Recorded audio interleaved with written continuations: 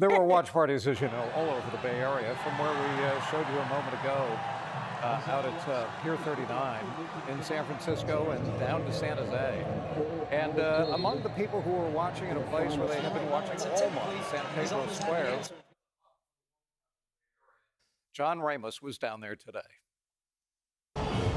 It's been quite a month for soccer fans and even those who didn't know they were soccer fans, as the world came to America and Bay Area fans came to San Pedro Square.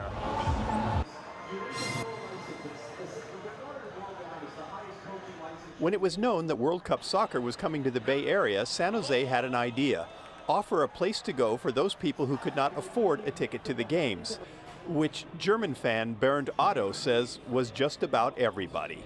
That's the most expensive World Cup ever. So the ticket prices were ridiculous, but that's America, the land of the free. San Pedro Square became that watch party venue with huge monitors set up on either end of the narrow plaza.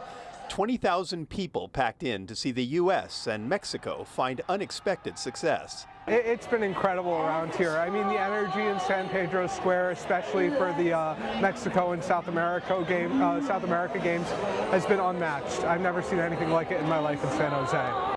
Neither had the city. And when thousands of raucous fans celebrated in the streets after a Mexico victory, the police were called in and arrests were made. The city quickly pivoted, sending the next watch party to the more controlled locations of the SAP Center and Discovery Meadows Park. But soon the party returned to San Pedro, and in the finals game between Argentina and Spain, the plaza was once again a sea of frenzied fans.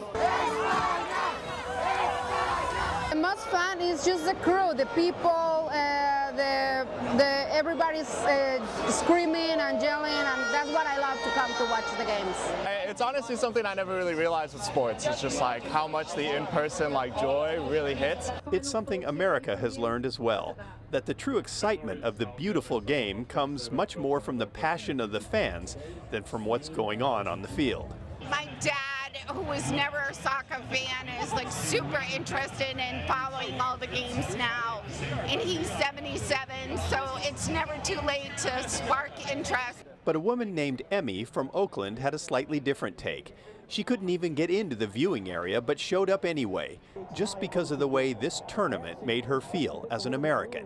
What was your favorite part about the whole thing?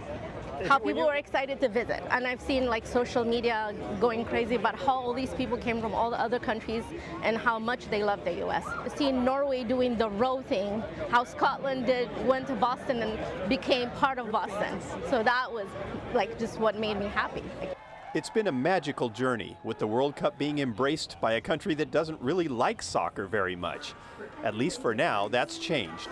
And back at the bar, Bernd was watching the game by himself, but by no means did he feel alone. I've been into Minneapolis, I've been to Miami, and everywhere you go, soccer is on, people are united. It's what's all about that sport is people getting together. It doesn't matter where, it's just fun watching and just cheering.